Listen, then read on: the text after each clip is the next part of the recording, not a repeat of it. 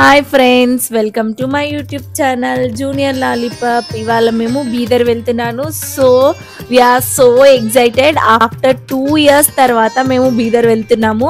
నాకైతే చాలా చాలా ఎక్సైటింగ్ బేబీ. పాపకి ఇంకా 8 months. ఈ పాపని తీసుకొని నేను బీదర్ ఎలా వెళ్తానో ఎలా ట్రావెల్ చేస్తానో అని చెప్పేసి భయంతోనే వెళ్తున్నాను. కానీ అంతా దేవుడు చూసుకుంటాడనే ధైర్యంతో వెళ్తున్నాను.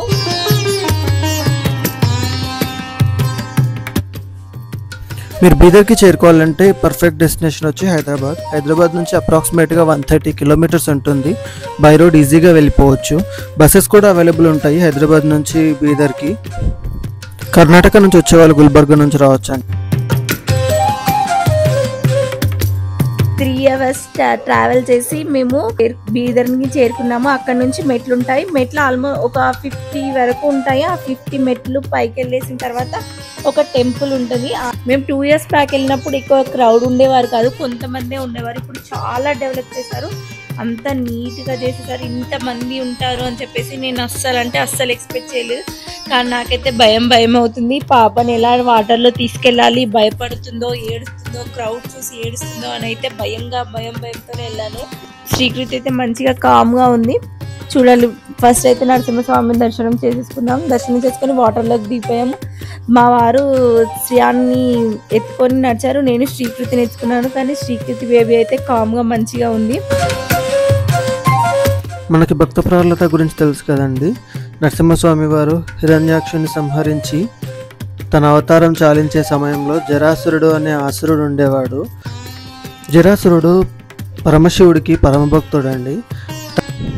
జరాసురుడి కోరిక మేరకు స్వామివారు ఇక్కడే స్వయంభుగా కొలువు తీరారండి. ఆ జరాసురుడే ఇక్కడ మనకు జలంగా వాటర్గా ఇక్కడే ఉండి స్వామివారిని రోజు పాదాలని తాకుతూ అలా ఉంటారండి. అందుకే స్వామివారిని జల నరసింహస్వామి గాను చరణి నరసింహస్వామి గాను ఇక్కడ కొలుస్తారండి. ఇక్కడ పిల్లలు పుట్టని వారు ఈ వాటర్లో తడుస్తూ అలా వెళ్ళి స్వామివారిని దర్శించుకుంటే పిల్లలు పుడతారని బాగా చెప్తారండి. మాకు కూడా అలాగే జరిగిందండి. స్వామివారిని దర్శించుకున్న తర్వాత 3 monthsలోనే మా వైఫ్ ప్రెగ్నెంట్ అయిందండి. సో ఇది చాలా బాగా నమ్ముతారండి అందరు. అప్పటి నుండి మేము ఆల్మోస్ట్ 4 times విజిట్ చేసామండి. ఇది 4th time.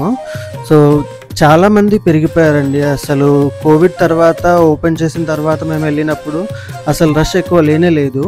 సో ఈసారి మాత్రం మేము వెళ్ళేసరికి మొత్తం ఫుల్గా కంప్లీట్గా చేంజెస్ చేశారండి. అక్కడ చేంజెస్ చేసి చాలా ఇంప్రూవ్మెంట్ చేశారు.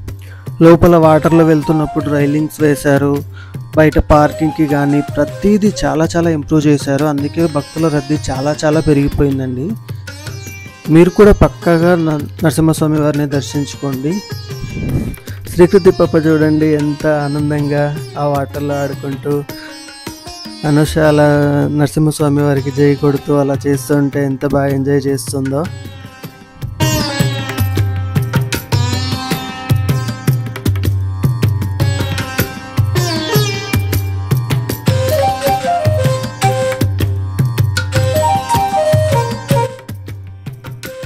నరసింహస్వామి వారిని తలుచుకుంటూ అలా వెళ్ళేసి మేము అక్కడ నరసింహస్వామి దర్శనానికి అని చెప్పేసి ఇంకా ముందుకు వెళ్తూ ఉన్నాము. ఈ రష్ వల్ల చాలా టైం పట్టిందండి మాకు. కాకపోతే చాలా ఇంట్రెస్టింగ్గా బాగా అనిపించింది. ఇంతకుముందు అలా ఫాస్ట్గా వెళ్ళిపోయి దర్శనం చేసుకొని వచ్చేవాళ్ళం. ఇక్కడ ఆల్మోస్ట్ దగ్గరికి రీచ్ అయిపోయామండి. ఇప్పుడు నరసింహ నామస్మరణ చేస్తూ అలా వెళ్తుంటే బాగా అనిపించింది. స్వామివారిని దర్శించుకొని అలా బయటకు వచ్చి కొన్ని ఫొటోస్ దిగి బయట చూసేసరికి అక్కడ పిల్లల్ని ఆడిపిస్తూ వెహికల్స్ ఉంటాయి కదండి, చిన్న జీప్స్, అవి అక్కడ పెట్టారు. స్వామివారి కోనేరు ఉందండి ఇక్కడ బయటకు రాగానే. అక్కడ లోపల వాటర్లో తడిచి అక్కడ వచ్చిన తర్వాత ఇక్కడ ఫ్రెష్ వాటర్లో స్నానాలు చేసి డ్రెస్సెస్ చేంజ్ చేసుకుంటారండి. ఇక్కడే లేడీస్కి సపరేట్ డ్రెస్ చేంజింగ్ రూమ్ ఉందండి. కాకపోతే పర్ పర్సన్ 5 rupees ఛార్జ్ చేస్తున్నారు అక్కడ. అబ్బాయిలు ఎక్కడైనా చేంజ్ చేసుకోవచ్చు కదా, ఇంకా బయట అక్కడే చేంజ్ చేసేసుకుంటున్నారు. అదేదో టాయ్ కొత్తగా కనిపించిందండి, 20 rupees అంట. ఒకటి తీసుకొని అలా ఆడుతూ ఉన్నాను. మా బాబుకు కూడా ఒక గద తీసుకున్నాను. మీకు ఈ వీడియో నచ్చిందని అనుకుంటున్నాను. So like, share and subscribe to my channel. Thank you.